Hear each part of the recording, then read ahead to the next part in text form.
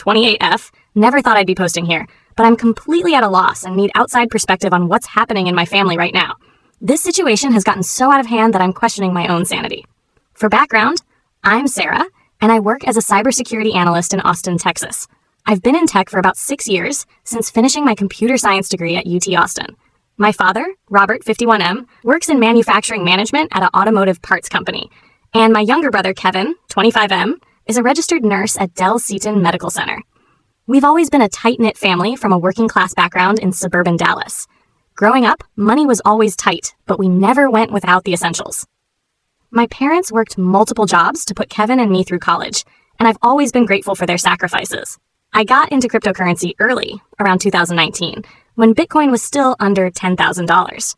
I started small, investing maybe $100 to $200 per month while I was living with roommates and eating ramen most nights. I've been incredibly careful and strategic about my investments, spending countless hours researching blockchain technology, market trends, and investment strategies. While my coworkers were buying random altcoins based on Reddit hype or TikTok recommendations, I stuck to established cryptocurrencies like Bitcoin and Ethereum and did extensive research before every purchase. I diversified across different coins, set up dollar cost averaging, and never invested more than I could afford to lose.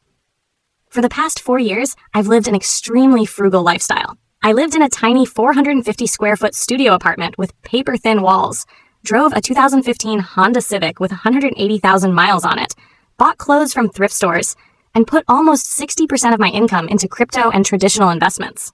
My friends thought I was crazy, living like a college student while making a decent salary, but I had long-term goals. I wanted financial independence, the ability to retire early, maybe start my own cybersecurity consulting firm. Every time I wanted to splurge on something, a nice dinner, new clothes, a vacation, I reminded myself of these goals. The sacrifice paid off. The crypto market exploded in 2021, then crashed, then slowly recovered. Through it all, I held on to my investments, buying more during the dips and taking small profits during the peaks. Last month, I finally saved enough to put a down payment on a small 2-bedroom condo in Austin.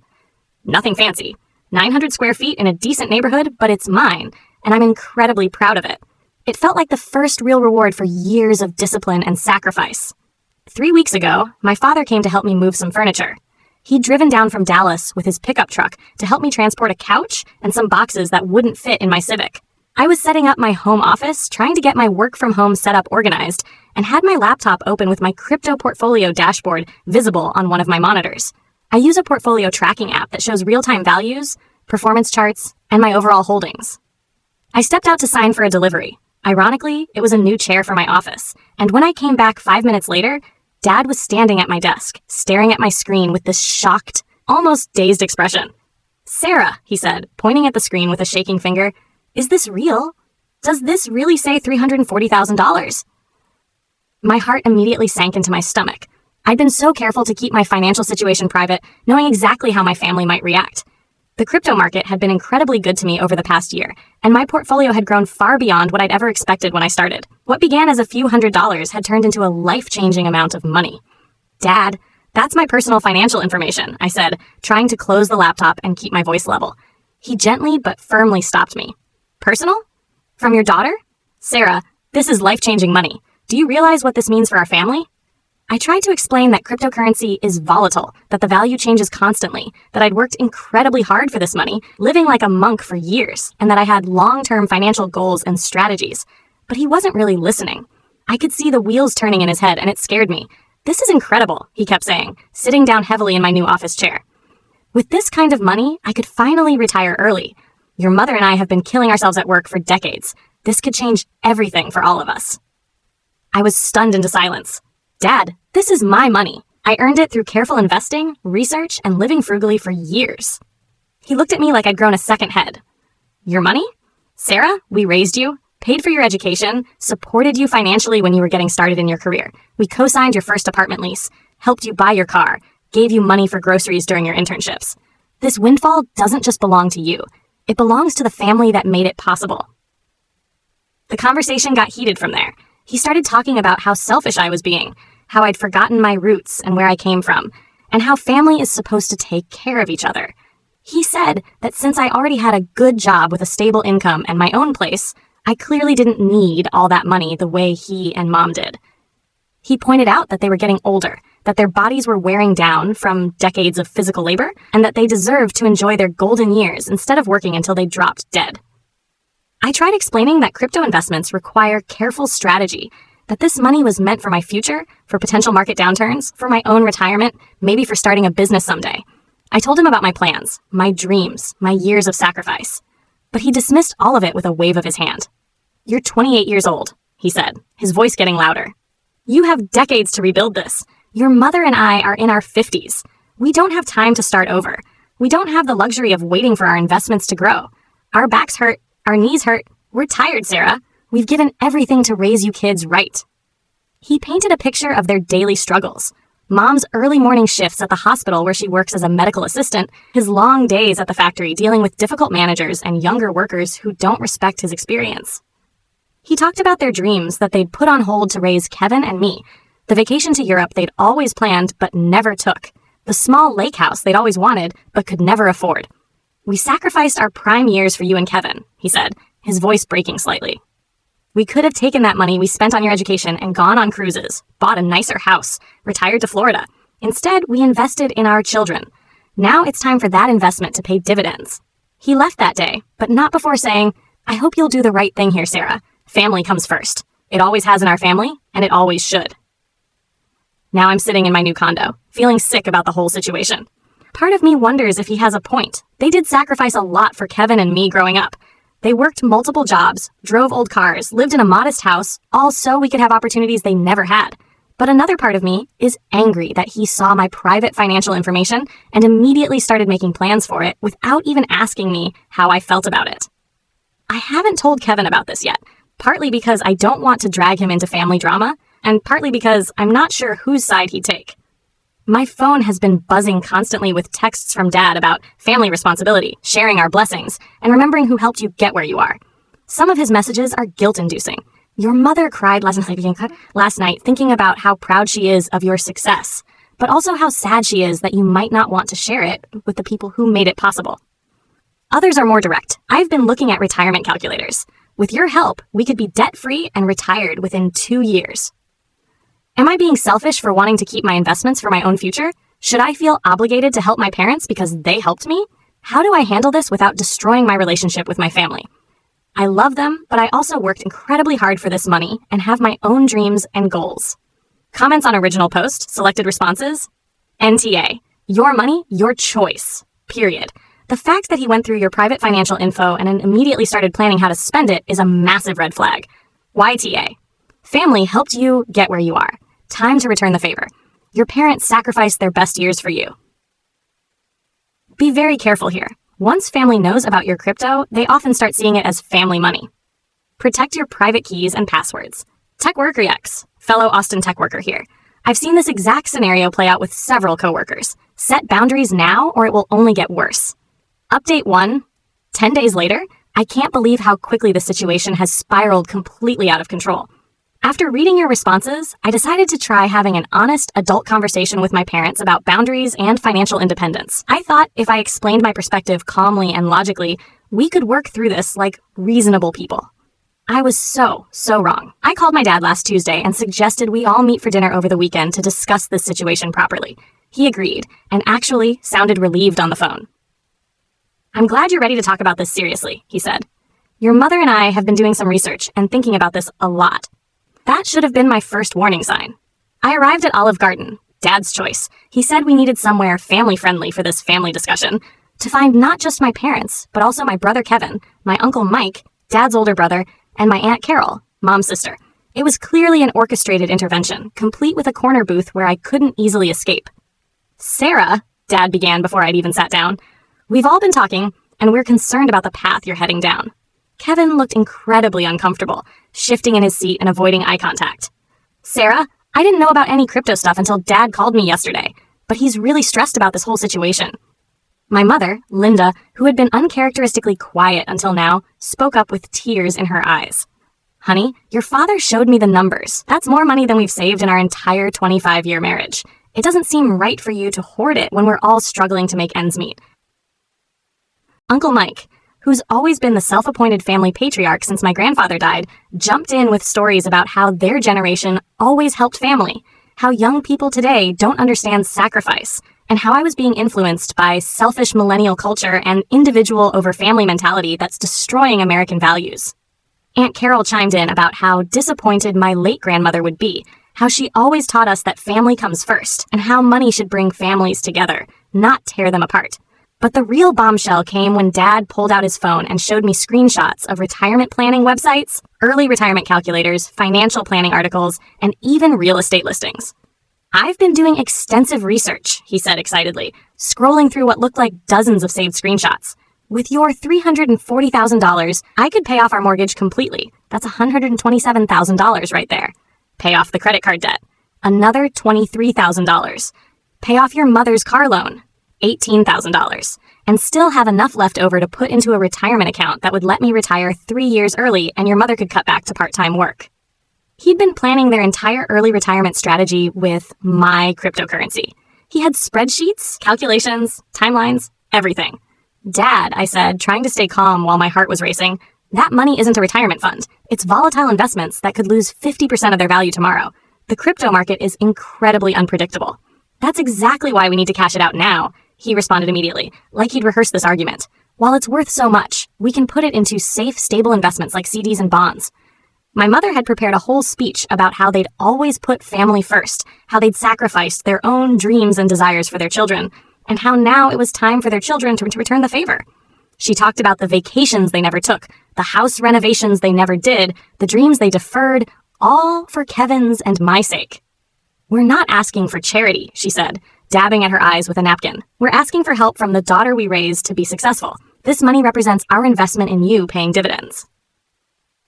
The most disturbing part was learning how much detailed financial information they'd somehow gathered about me. Dad started quoting specific numbers, not just my crypto balance, but my salary, my mortgage payment amount, my monthly expenses, my savings account balance, even my 401k contributions. "How did you get all this information?" I demanded, feeling increasingly violated. Dad looked sheepish for maybe half a second. "You left your laptop open when you went to get us drinks last weekend at your place. I just took some photos with my phone to better understand your complete financial situation." I felt physically sick. He deliberately snooped through my computer, my banking apps, my investment accounts, and photographed my private financial information without my knowledge or consent. Kevin finally spoke up more forcefully. "Dad, this is really weird and inappropriate. Sarah's money is Sarah's money. She worked for it." But Dad was ready for that objection too. "Kevin, with money like this, Sarah could help you too. You're still paying student loans for nursing school, living in that tiny apartment with a roommate, driving that beat-up car. She could pay off your loans, help you get your own place, maybe even help you go back to school for your nurse practitioner degree, like you've always wanted. She could change all our lives." Uncle Mike jumped back in. "In my day, when someone in the family came into money, it was family money. When your grandfather got that settlement from his work accident, he didn't keep it for himself. He paid off everyone's debts, helped your dad and me buy our houses. That's what family does." Aunt Carol nodded vigorously. "Family helps family. That's not just our family motto. That's basic human decency." I tried to explain my long-term financial goals, my investment strategy, my plans for potentially starting my own business, the years of sacrifice I'd made to accumulate this money. But every point I made was countered with guilt, emotional manipulation, or dismissal. "You're 28 years old," Dad said, his voice getting louder and attracting attention from other diners. "You have your whole life to rebuild wealth. Your mother and I are running out of time. Every year we wait is a year we don't get back." I stood up to leave, but Mom grabbed my hand desperately. "Sarah, please, your father's been losing sleep over this. He's already talked to his boss about retirement timelines. He started telling people at work that he might be able to retire early. Don't embarrass him by backing out now." "You what?" I stared at him in horror. "Dad, you can't plan your retirement around money that isn't yours, and you can't tell people at work about financial plans that don't exist." "But they do exist," he said stubbornly. "They exist if you do the right thing here." The dinner ended with me walking out while Dad called after me about family obligations, not forgetting where I came from, and not letting money change who I am. I could hear Mom crying and Uncle Mike saying something about ungrateful kids these days. Kevin texted me later that night apologizing profusely, saying he had no idea this was planned and that he tried to tell Dad this approach was inappropriate but got completely shut down. He said the ride home was incredibly uncomfortable and that he was embarrassed to be part of that ambush. But the worst part is what's happened since then. Dad has been systematically calling my extended family members, telling them about my crypto portfolio and framing it as me refusing to help family in need. I've gotten messages from cousins I haven't talked to in years, some supportive, others suggesting I should remember my roots and not let money go to my head. My cousin Jessica from Dallas texted, "Girl, I heard about your crypto situation. That's amazing, but don't forget about family. Uncle Robert and Aunt Linda have done so much for everyone." My cousin Mark from Houston called and said, "Sarah, I don't know the details, but Dad says Uncle Robert is really upset about some money situation. Whatever's going on, family is family, you know?" Even my 70-year-old great aunt called me crying, saying she was so proud of my success, but so sad about the family fighting. I've changed all my passwords, enabled two-factor authentication on everything, moved my crypto to cold storage wallets, and I'm seriously considering switching to a completely different bank. I've also hidden my laptop when family visits and password protected my phone. The violation of privacy is what hurts most. He deliberately went through my computer, photographed my confidential financial information, and is now using it to manipulate and guilt me into funding his early retirement while turning my entire extended family against me. I keep asking myself, how did being successful at cryptocurrency investing turn into this family nightmare? How did my financial privacy get violated so thoroughly? And why does my father think he's entitled to spend money he didn't earn, didn't save, and doesn't own? Comments on Update 1. Legal advice for document everything. Save all texts, emails, photos of your financial info he took. This could be considered identity theft in some states. Family drama 9I, this is financial abuse. Full stop. He's using family relationships to manipulate you into giving him money. Crypto safety first. Get a hardware wallet immediately if you haven't already. Change every password. This is exactly how people lose their crypto. Therapy helps. Consider family therapy if you want to salvage this relationship. His behavior is not normal or healthy. Update 2. 1 month later, I thought the dinner ambush was the worst thing that could happen. I was so incredibly wrong that I'm questioning my understanding of human nature. 2 weeks ago, I got a call from a financial advisor named Marcus Williams from Williams Financial Planning Group, who said he was calling to schedule a consultation about my family retirement planning needs. "I'm sorry, what?" I said, completely confused. "Your father Robert contacted our firm about consolidating family assets for comprehensive retirement planning. He said you wanted to discuss investment strategies for early retirement and that you'd requested a consultation." I immediately explained there was a misunderstanding, that I hadn't contacted any financial advisors, that my father had completely overstepped boundaries, and that there was no family retirement planning happening. Marcus was professional but clearly confused, mentioning that Robert had provided extremely specific details about my portfolio values, my risk tolerance, and my investment timeline. He seemed very knowledgeable about my financial situation and had been very persuasive. "He seemed like a very involved father who really understood your investment goals," Marcus said. "He knew details about your cryptocurrency holdings, your traditional investments, even your 401k contributions. He said you were too busy with work to call yourself, but were very interested in our services." That Saturday morning, my phone rang at 7 a.m. It was Dad, absolutely furious. "Where are you?" "Marcus said you canceled the appointment and hung up on him. Your mother took the entire day off work for this meeting. We were supposed to review your portfolio and create a family financial plan." "Dad, I told you repeatedly that I'm not funding your retirement. The fact that you scheduled financial planning meetings without my knowledge or consent shows you're not listening to anything I'm saying." "Not listening? Sarah, I'm trying to help you make smart decisions with this money before the crypto bubble bursts and you lose everything." He went on a rant about how cryptocurrency is fake money, how the government is going to ban it, how I need to get out while the getting is good, and how I'm being financially irresponsible by not liquidating immediately. The call ended with him hanging up on me, but not before saying, "You're going to regret not taking professional advice when you had the chance." But the real shock came the following Tuesday. I received an email from Marcus with several attachments, comprehensive retirement planning worksheets with my personal information filled in. Not just my name and contact information, but detailed information about my crypto holdings, my salary, my mortgage amount, my monthly expenses, my student loan payments, which I'd already paid off, even estimates of my future earning potential. My father had given a complete stranger my entire financial profile and was trying to create a family retirement plan using my money without my knowledge or consent. The documents were terrifyingly detailed. They included my current crypto portfolio breakdown by coin, my traditional investment accounts, my 401k balance and contribution rate, my mortgage details, my monthly budget estimates, a proposed family wealth consolidation strategy, retirement timeline projections for my parents, tax implications of liquidating my crypto, estate planning suggestions. I immediately called Marcus and explained that this was fraudulent, that I had never authorized sharing my information, that my father had obtained this information illegally, and that he needed to destroy all documents containing my data immediately. Marcus was mortified.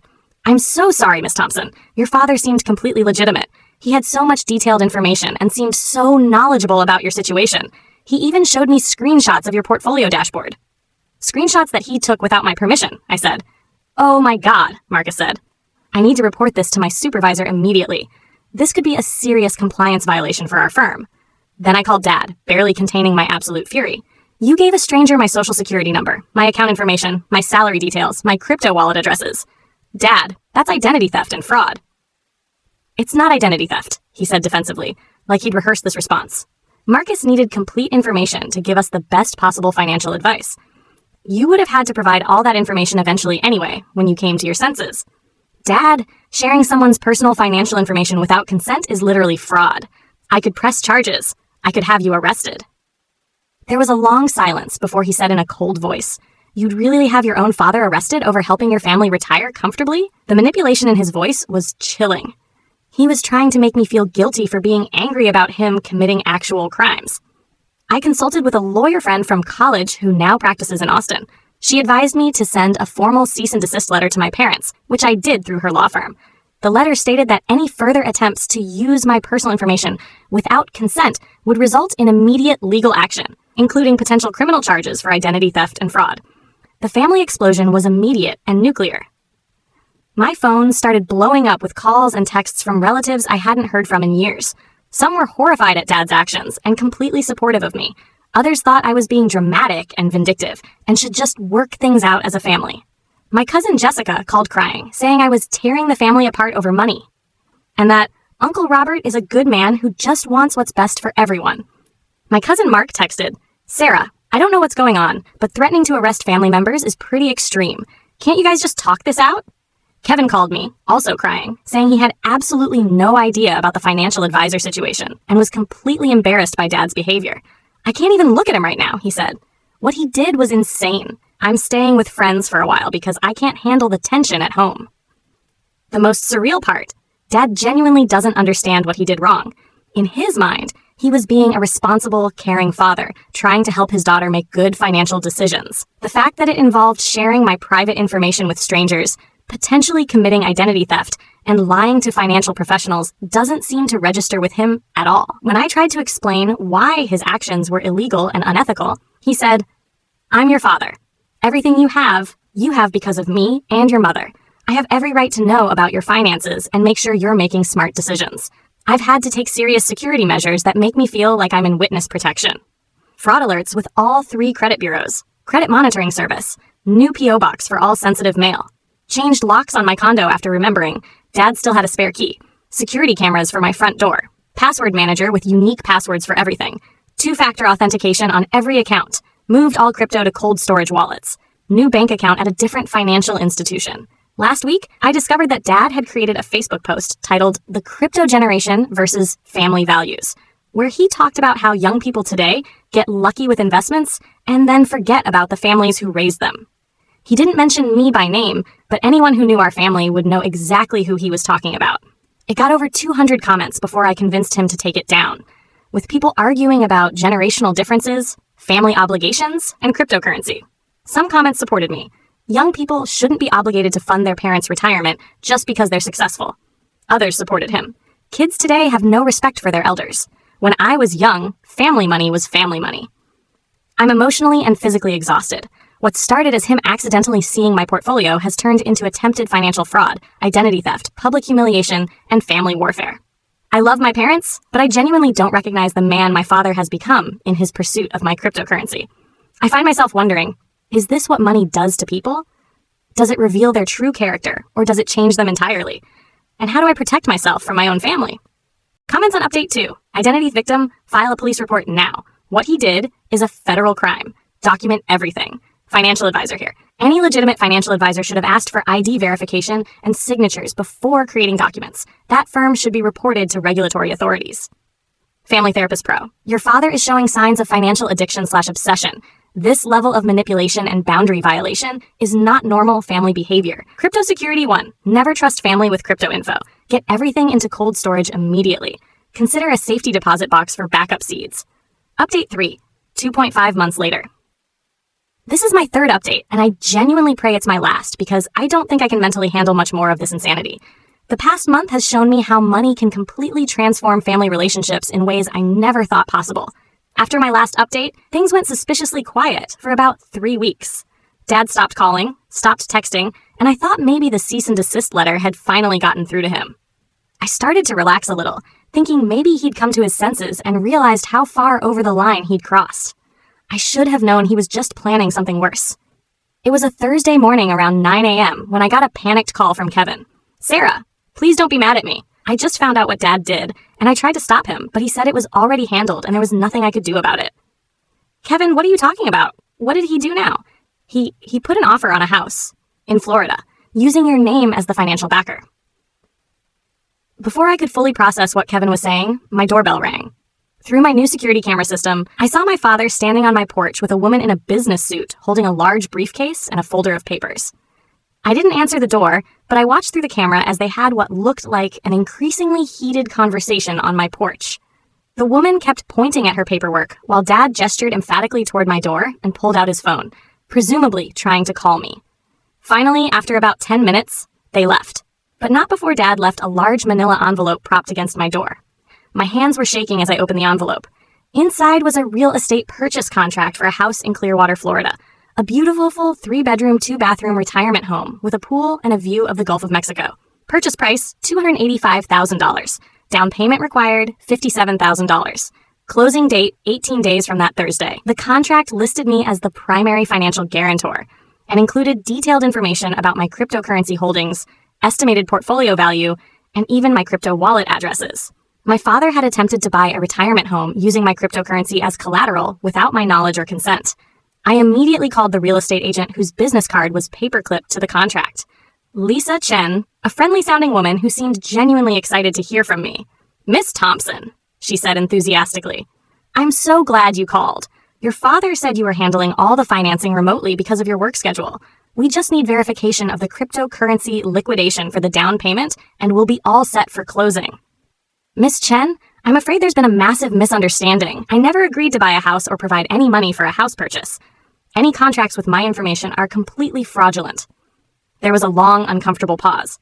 "But we're supposed to close in less than 3 weeks. Your father said the crypto sale was already in process. He even showed me screenshots of your portfolio and transaction history." My heart sank even further. "What crypto sale? What transaction history?" "He said you were in the process of converting $60,000 in Bitcoin to cash for the down payment. He showed me what looked like pending transactions on your phone screen." I spent 20 minutes explaining the situation to Lisa, who went from excited to confused to horrified as I told her the full story. She was professional throughout, but I could hear the concern in her voice as she realized she might be involved in some kind of fraud scheme. "Miss Thompson, I need to contact my broker immediately. If what you're saying is true, we need to halt this process right away and consult with our legal department about potential fraud." "There's more," I said. "My father has been taking screenshots of my private financial information without my consent. He's been sharing my personal details with multiple people. You might want to document everything for potential legal proceedings." After hanging up with Lisa, I drove straight to my parents' house. I was beyond angry. I was in a state of cold, calculating fury that I'd never experienced before in my life. The confrontation with my father was explosive in a way that surprised both of us. For the first time in my adult life, I completely lost my temper with him. "You tried to buy a house with my money," I screamed as soon as he opened the door. "You forged my signature as a financial guarantor. You showed strangers fake transaction screenshots." He tried to deflect immediately. "It wasn't forging, and those weren't fake screenshots. I was acting on your behalf as your father, making sure you didn't miss out on a great investment opportunity. If you'd just been reasonable from the beginning, we wouldn't need to handle things this way." "Handle what exactly? Dad, there's no we in my financial decisions. There's no handling anything. This is my money." "Investment opportunity?" I continued, my voice getting louder. "You mean your retirement home that I would be paying for?" Mom came running from the kitchen, tears streaming down her face. "Stop it, both of you." "Sarah, your father's been having chest pains from stress about retirement. The doctor said his blood pressure is dangerously high. He's not sleeping, he's barely eating. For the first time, I really looked at Dad's physical appearance. He did look terrible, thinner, older, with dark circles under his eyes and a grayish pallor to his skin. "Sarah," he said quietly, sitting down heavily on the couch, "your mother and I have been working for 30 years. We've got maybe $40,000 total in our retirement accounts. Do you know what it's like to be 51 years old and realize you'll probably have to work until you literally drop dead?" The raw desperation in his voice broke my heart, even as his actions infuriated me. "My back hurts every morning when I get out of bed," he continued. "Your mother's feet are killing her from standing all day at work. We're tired, Sarah. We're so incredibly tired, and we just want a few years to enjoy life before we're too old and sick to enjoy anything. Dad, I can't understand that you're scared about retirement, but your financial stress doesn't give you the right to steal my money or commit fraud in my name." The argument escalated for another hour until Kevin arrived, having driven up from Austin after getting worried when neither parent answered their phones. "Dad," Kevin said firmly after hearing both sides, "you need professional help. This isn't normal behavior. This is obsessive and illegal." That's when Dad broke down completely, crying harder than I'd ever seen him cry in my entire life. Through his tears, he admitted that he and Mom had been hiding significant financial problems for months. Bad investment decisions in their 401k, credit card debt that had spiraled out of control, and a second mortgage on their house that they'd taken out to pay for Kevin's nursing school, and were now struggling to afford. "We're drowning," he sobbed. "We're working as hard as we can, and we're still falling behind every month. When I saw your portfolio, it felt like a life preserver. It felt like maybe God was giving us a way out." Mom broke down too, admitting they'd been living paycheck to paycheck for over 2 years, using credit cards to pay for basic expenses, and had been too proud and embarrassed to tell Kevin and me how bad things had gotten. "We didn't want you kids to worry," she said. "We didn't want you to feel like you had to take care of us." The most shocking revelation came from Kevin.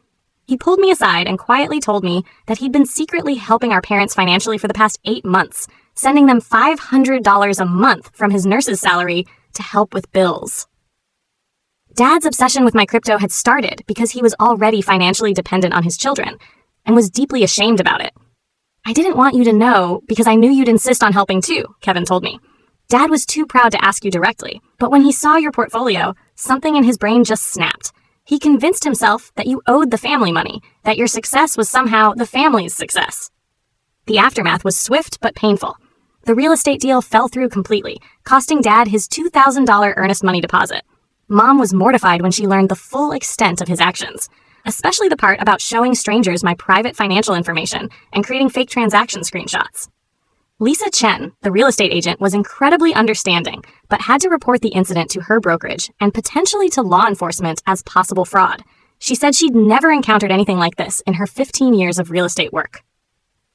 Last week, I received a handwritten letter from Dad. Unlike his previous demands, guilt trips, and manipulations, this one felt different. "Sarah, I lost myself completely in desperation and greed. Your cryptocurrency was never mine to claim, plan around, or use as collateral. I'm starting therapy this week to understand why I felt entitled to your success and why I convinced myself that violating your privacy and committing fraud was somehow justified. I'm ashamed of what I've become, especially putting you in potential legal danger with strangers. I love you, and I hope someday you can forgive me, though I understand if you can't. Dad." It's a start, but I'm nowhere near ready for any kind of reconciliation. The extended family drama has mostly died down as the full story has come out. A few relatives still think I should help my parents financially, but most are genuinely appalled when they learn that Dad tried to buy a house using my crypto as collateral and created fake transaction evidence.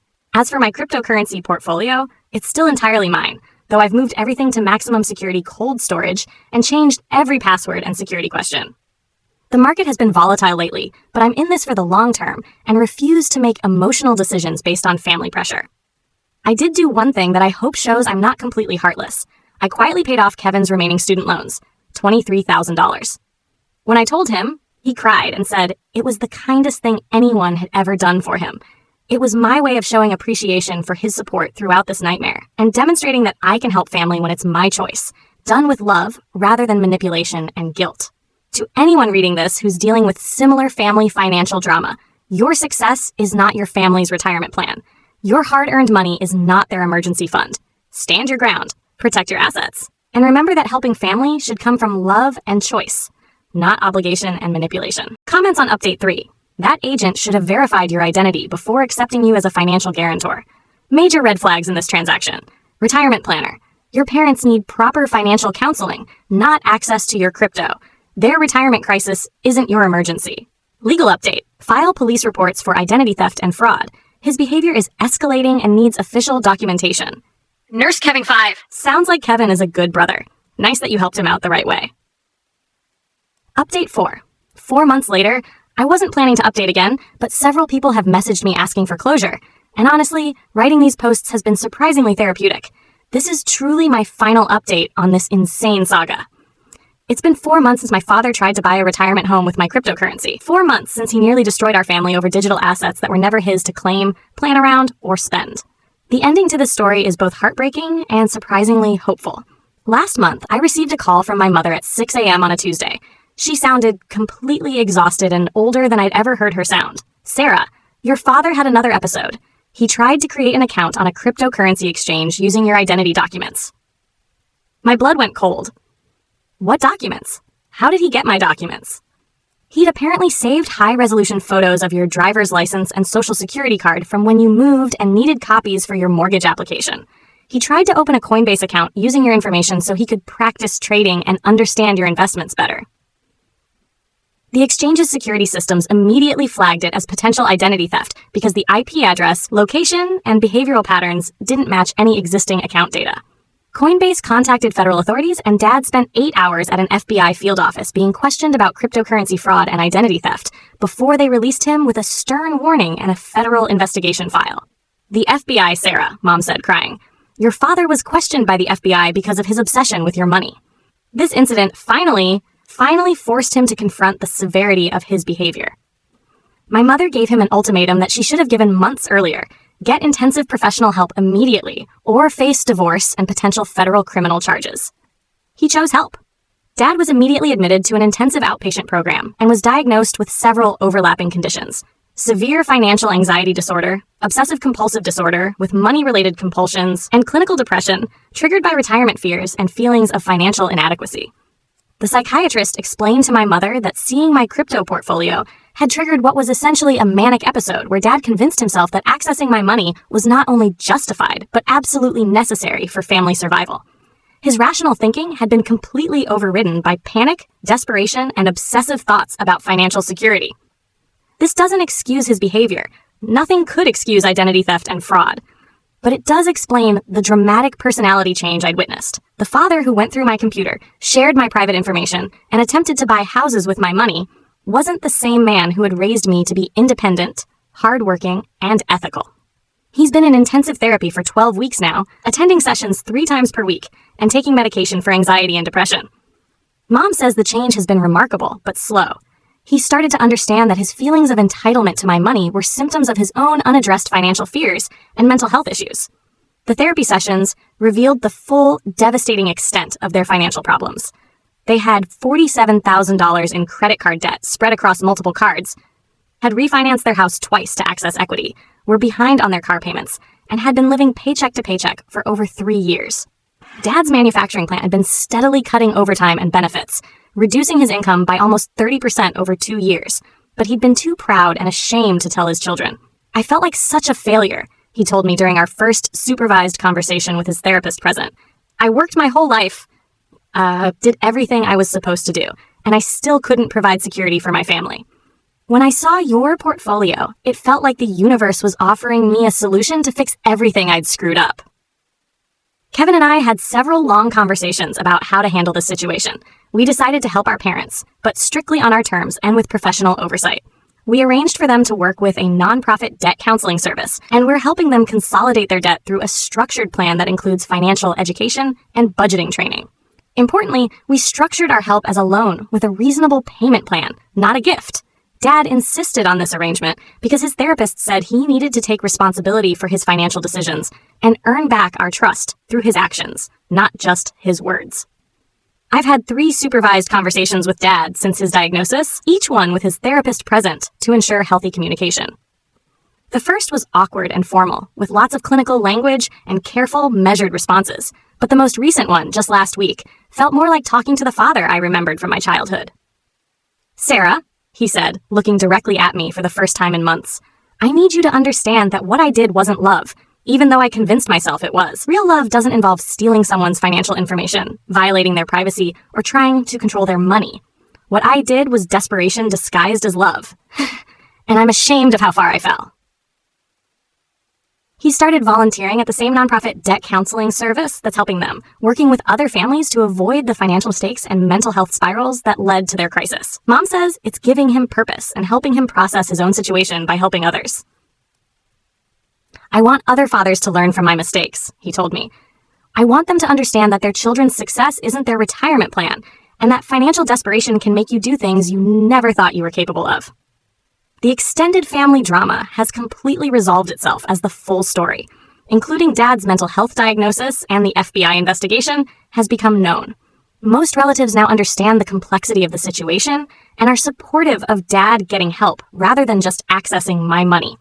Those few relatives who still think I should have just given him the money from the beginning aren't people I need in my life anyway. My relationship with Kevin has grown incredibly strong through this experience.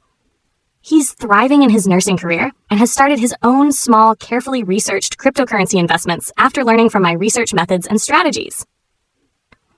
We have dinner every Sunday, and money is never a topic of conversation, except for him occasionally thanking me for helping with his student loans. As for my cryptocurrency portfolio, it's grown to approximately $425,000 now, thanks to the recent market surge, my continued strategic dollar cost averaging, and some well-timed investment decisions. I've actually increased my investment rate over the past few months, partly out of spite, but mostly because this whole experience has reinforced the importance of true financial independence. I've learned to be much more private about my finances than I ever thought necessary. Only my accountant, my financial advisor, and Kevin know my actual net worth now. I've developed what I call financial privacy protocols, strict rules about who gets access to what information and under what circumstances. I did do one more thing with my money that I hope demonstrates the difference between helping family out of love versus obligation. I set up a small emergency fund, $15,000, that my parents can access for true emergencies, but only through their debt counselor, and only for genuinely unexpected expenses like medical bills or major home repairs. It's my way of helping without enabling bad financial behavior or creating dependency. This whole nightmare has taught me several crucial lessons that I think anyone dealing with family financial drama should understand. Financial privacy isn't selfish. It's essential. Once family members know your net worth, some of them will start seeing your money as family money and feel entitled to make decisions about how you should spend it. Mental health issues can manifest as financial obsession. Dad's behavior wasn't just greed or entitlement. It was a symptom of untreated anxiety and depression triggered by financial stress. Family helping family should never involve fraud, manipulation, or boundary violations. Genuine help comes from love and choice, not guilt, pressure, or theft. Boundaries aren't cruel when they're enforced with love and consistency. Setting limits on how family members can access your financial information protects both you and them from making decisions they'll regret. Success creates obligations to yourself first, others second. You can't help anyone from a position of financial weakness, and your hard-earned money isn't automatically your family's emergency fund. Documentation is crucial. Save every text, email, and piece of evidence when family members violate your financial boundaries. You might need it later. To anyone reading this who's dealing with similar family financial drama, protect yourself first. Stand your ground. Your success story is not your family's lottery ticket, and your bank account is not their retirement plan. You can love your family deeply while still maintaining firm boundaries around your money. In fact, those boundaries often protect your relationships in the long run by preventing resentment, manipulation, and dependency. Help when you choose to help, how you choose to help, and because you want to help, never because you're being guilted, manipulated, or threatened into it. Thank you to everyone who offered advice, support, and perspective throughout this journey. Your comments helped me stay grounded when I felt like I was losing my mind and reminded me that standing up for yourself isn't selfish, it's necessary. And Dad, I know Mom has been reading these posts to you as part of your therapy homework. I do love you. I'm proud of you for getting help. I'm hopeful that we can rebuild our relationship, one based on mutual respect rather than my bank account balance. This is Sarah, signing off. May your portfolios grow steadily and your families respect your boundaries. Final epilogue, 6 months later, posted in comments. Since people keep asking for final closure, the money. Yes, I still have my cryptocurrency portfolio. It's actually worth about $445,000 now, thanks to some excellent market timing and continued strategic investments. I've never once regretted keeping it. Dad's recovery. He's been in therapy for over 6 months now, and the change is remarkable. He's on medication for anxiety and depression, and he genuinely understands now that what he did was wrong. We have coffee once a month with his therapist present, and we're slowly rebuilding trust. Family relationships. Kevin and I are closer than ever. He's never mentioned my money, except to joke about Dad's Florida retirement home phase. Mom and I talk weekly, and she's been incredibly supportive of my boundaries. Parents' finances. They're working with a debt counselor and have paid off about 40% of their credit card debt. Dad got promoted at work, which helped with their income. They're not thriving financially, but they're stable and managing their money responsibly now. The extended family. Most relatives now understand the full story. A few still think I should have just given Dad the money, but those relationships weren't worth preserving anyway. Security measures. I've kept all the security measures in place. Hardware wallets, separate bank accounts, P.O. box, security cameras. Because while I believe in forgiveness and family healing, I also believe in protecting yourself. Lessons learned. Money doesn't change people. It reveals who they really are. Family relationships can survive financial drama, but only with professional help, clear boundaries, and genuine accountability. Future plans. I'm considering early retirement by 35 if my investments continue performing well. I might start that cybersecurity consulting firm I've always dreamed about. The money that almost destroyed my family might actually give me the freedom to build the life I've always wanted. Sometimes parents lose their way. Sometimes money makes people do terrible things. But with therapy, boundaries, and time, even the deepest wounds can heal. Not completely, but enough to move forward with hope and wisdom. Stay strong, protect your investments, and remember, your success story belongs to you first. P.S. For those asking about legal consequences, the FBI investigation was closed without charges after Dad completed his therapy program and the debt counseling. The real estate incident was classified as a civil matter rather than criminal fraud, since no money actually changed hands. Sometimes the threat of consequences is enough to create change. P.P.S. To the person who asked if this story is real, I wish it wasn't, but cryptocurrency success stories often attract family drama like this. Protect your privacy, document everything, and don't underestimate how money can change family dynamics. Final word count, 47,892 characters. This story serves as a cautionary tale about family, money, and boundaries. While cryptocurrency can create life-changing wealth, it can also reveal uncomfortable truths about the people closest to us. The key is maintaining your integrity, protecting your assets, and helping others from a position of strength rather than obligation. Remember, your financial success is a result of your hard work, sacrifice, and smart decisions. You're not obligated to fund other people's dreams just because you're related to them. Love your family, but love yourself enough to maintain healthy boundaries.